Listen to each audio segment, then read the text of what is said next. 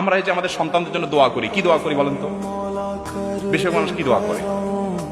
আমাদের দোয়াগুলো যারা কোরআন হাদিসের পাঠানো দোয়া পড়ি না, নিজে থেকে দোয়া করি, অনেক সময় ভুল দোয়া করি। সবাই না, অনেক সময় ভুল দোয়া করেন অনেকে। আল্লাহ আমার ছেলে যেন জিটিএ 5 পায়, আল্লাহ আল্লাহ আমার ছেলে যেন সিরিয়ালে চলে আসে, আল্লাহ আল্লাহ আমার ছেলে যেন অমুক কলেজে চান্স পায়, আল্লাহ মেয়েদের যেন অমুক ইউনিভার্সিটিতে চান্স পায়, আল্লাহ এই না আমাদের দোয়া। এটা সাময়িক একটা টার্গেট হতে পারে, দোয়া হতে পারে, এটাতে এটা করলে গুনাহ হয়ে যাবে, এই দোয়া করলে একেবারে ভুল হয়ে যাবে, আমি সেটা বলছি না। কিন্তু আমি বলছি দেখেন আল্লাহ কি দোয়া শিক্ষা দিচ্ছেন। সূরা ফুরকান আয়াত নম্বর 74 আল্লাহ শিক্ষা দিচ্ছেন, রব্বানা হাব লানা মিন আজওয়াজিনা ওয়া যুররিয়াতিনা কুররাতা আয়ুন ওয়াজআলনা লিল মুত্তাকিনা ইমামা। জানেন, হায়রান হয়ে যাবেন এর অর্থ। আল্লাহ সুবহানাহু ওয়া তাআলা বলছেন তুমি দোয়া করো, ওয়াল্লাযীনা ইয়াকুলুনা রব্বানা হাব লানা মিন আজওয়াজিনা ওয়া যুররিয়াতিনা কুররাতা আয়ুন। এইটুকু শুনেন, মানে কি?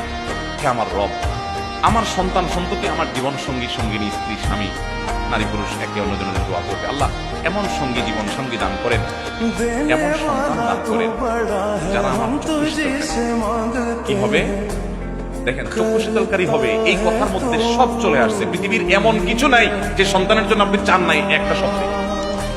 শব্দটা হলো কি?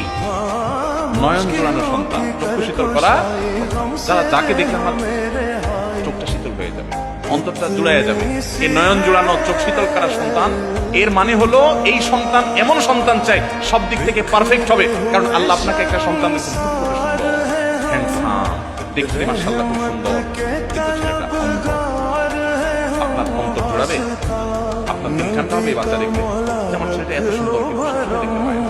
আপনাকে আল্লাহ তাআলা একটা ছেলে দিয়েছেন না, চোখেও কোনো সমস্যা নাই, তার সকল অঙ্গ প্রত্যঙ্গ ঠিক আছে, দেখতে সুন্দর সুন্দর মাশাআল্লাহ, ফুটফুটে, চোখ কান নাক সবই ভালো, সে বিকলাঙ্গ না, কিন্তু ছেলেটা মেধাটা কিচ্ছু না, একদম প্রকাশক কিছু বুঝে না।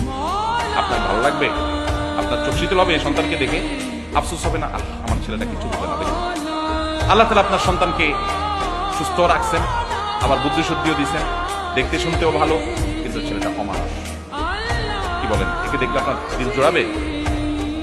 আবার ছেলেটা দেখতে শুনতেও সুন্দর, চোখ মুখ সব ঠিক আছে, আবার সে বুদ্ধি শুদ্ধিও আছে, আবার সে অমানুষও না, ছেলে হিসেবে মানুষ হিসেবেও খুব ভালো, ভদ্র, আপনার কথা শুনে সবই ঠিক আছে, কিন্তু তার জীবনে কোনো উন্নতি বরকত নাই, পয়সা করি নাই, চাকরি বাকরি নাই, বেকার, কষ্টে দিনাতিপাত করে।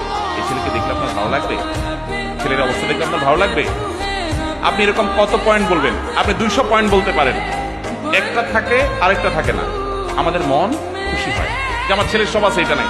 আল্লাহ সুবহানাহু ওয়া তাআলা এমন এক শব্দ শিখিয়ে দিয়েছেন, কারণ আল্লাহ তো জানেন যে কিভাবে দোয়া করতে, নিজে শিখিয়ে দিয়েছেন, রব্বানা হাব লানা মিন আজওয়াজিনা ওয়া যুররিয়াতিনা কুররাতা আয়ুন।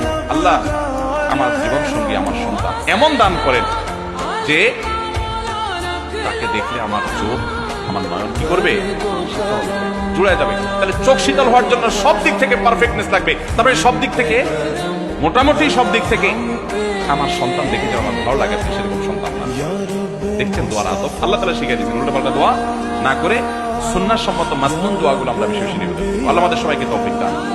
আমি আমার বুঝজ্ঞান হচ্ছে থেকে দোয়া করি, রব্বানা হাব লানা মিন আজওয়াজিনা ওয়া যুররিয়াতিনা কুররাতা আয়ুন ওয়াজআলনা লিল মুত্তাকিনা ইমামা।